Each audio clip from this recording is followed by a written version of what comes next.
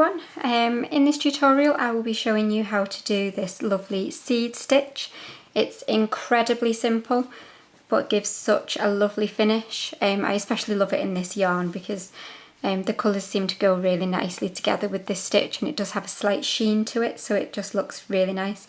I'm actually using this particular piece here for a little bag that I'm making for my daughter. But I really hope that you like this tutorial. Like I say, it is a very easy one, but it gives a lovely textured finish, and it looks nice both in variegated and all one colour yarns. It looks really nice in both, but I am going to be using the same yarn for this tutorial as I've used here. So let's begin. So we're going to start with our slip knot. So you want to take your tail end of yarn, wrap it over your finger and pull it in front of the long end and hold it between your fingers. Wrap the long end around again and hold between your fingers, and then you're going to pull that back loop over the top of the front loop and pull tight. Okay, so to start the seed stitch you want to make your foundation chain and try and keep it nice and loose so that it doesn't make your project fan outwards as you work along, and you're just going to chain any odd number, so as wide as you want your project to be and any odd number. So just create your chain, obviously just yarn over and pull through the loop, and you're just going to create your foundation chain. So I'm only doing a sample piece, so I am chaining 19, and we're ready now to work back across our foundation chain. Okay, so we're going to work into the second chain from the hook, so you don't count the one that's on your hook here, but you do count this one at the bottom here, so that's 1 and 2. So we're going to be working into this chain here, and you're going to do a double crochet. Remember, that's single crochet in the US. So insert your hook, yarn over and then pull up a loop, so you've got 2 loops on your hook, and then yarn over and pull through both. So that is your first double. And then you're going to go straight into the next stitch, and you're going to do a treble in the next stitch, or this would be double in the US. So you're going to yarn over and insert, yarn over and pull up. So you've got 3 loops on your hook, yarn over, pull through 2, yarn over, pull through 2. And then you're going to do a double into the next stitch. Remember, I'm in UK terms here. And then you're going to treble into the next stitch.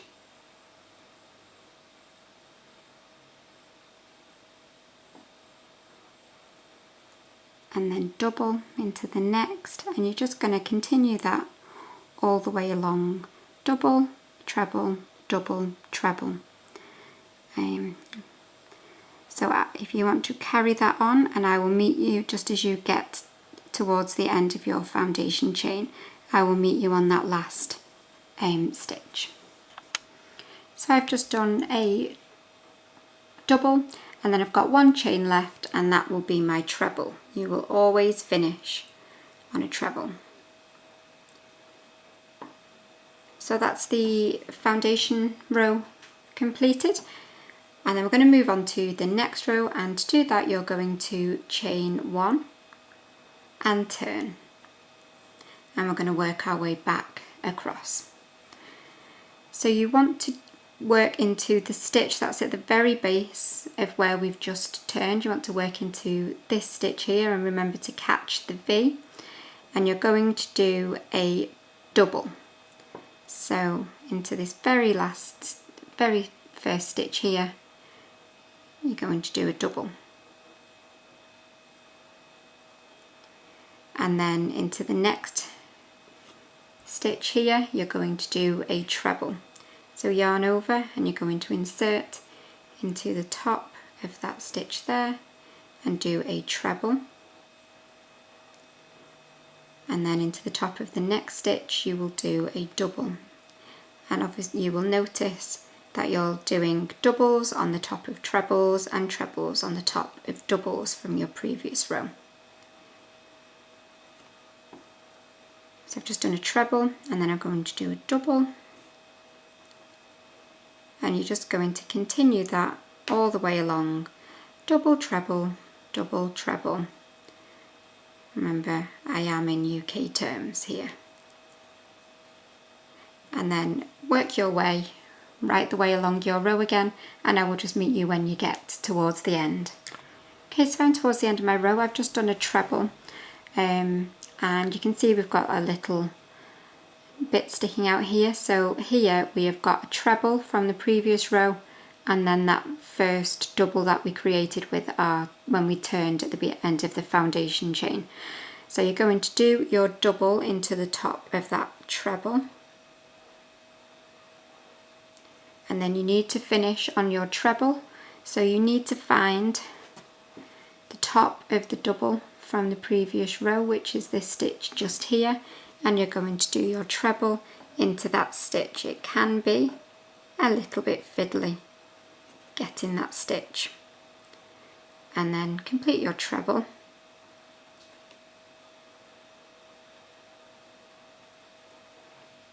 And there we have it. So you must always remember to finish on your treble. So that's how we're looking so far. I will do one more row with you, but it is literally now every row that you do will be the same as the row that you have just done. So to start every row, you are going to chain one, and then you're going to turn, and into this very first stitch just here you will do a double and then a treble into the next stitch, and you're just going to continue that for as long as you like, basically until your project is as big as you need it to be. But you just need to remember, start on a double and finish on a treble. So that's just one way you can make sure that you're not dropping any stitches, is if you get to the end and you've done your double and you think, oh no, I'm done there, I've done a double, it looks like I've got the last stitch. You haven't. You need to make sure that you do your treble into this very first double from the previous row. You must make sure that you finish on a treble. But that is the complete pattern. You are just going to work that over and over again. And then this is your finished result, just like I showed you at the beginning. So it's a lovely stitch, it's really, really easy. It gives a really nice textured effect as well. But I hope that you've enjoyed the tutorial, and if you have, just give me a super quick thumbs up and remember to subscribe, and I will see you again very soon for another tutorial. Thanks guys, bye bye.